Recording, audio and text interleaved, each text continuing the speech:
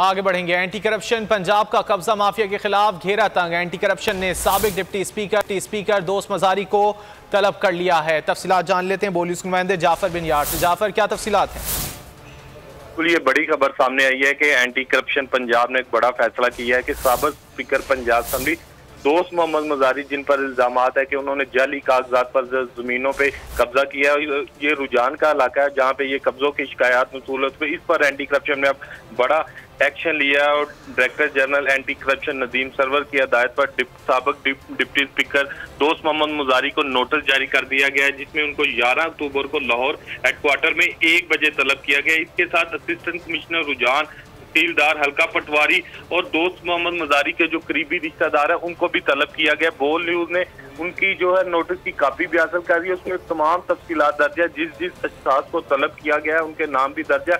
और ये anti corruption Punjab ने एक रोज कबल IG इस्लामाबाद पुलिस उनको तलब किया गया है कि उनके खिलाफ जब वो सेफ सिटी अथॉरिटी में तैनात है उनके खिलाफ शिकायत मसूल हुई थी बेज़ाब्तियों के। अब ये बड़ा फैसला सामने आया है कि साबिक स्पीकर दोस्त मोहम्मद मजारी जो पंजाब असेंबली के नून लीग से इनका तल्लक है, और ये बड़ी अहम खबर है कि इस हवाले से अब एंटी करप्शन ने कार्रवाइयां जो शुरू कर दी हैं और जो पुराने केसेस थे, पुरानी शिकायत थी, उनको तरजीह बुनियादों पर हल करने का फैसला किया गया। और वज़ीर आला पंजाब की जानिब से ये सख्त हिदायत हैं कि ऐसे लोगों के खिलाफ जिन्होंने सरकारी अराजी पर कब्जा किया है, जिनके खिलाफ शिकायत मसूल थी, वो खा वो सियासी लोग हों से वो। ठीक है, 11 अक्टूबर को लाहौर हेडक्वार्टर्स में दोस्त मजारी और दीगर को तलब कर लिया गया। बहुत शुक्रिया जाफर बिन यार, आपने अपडेट किया।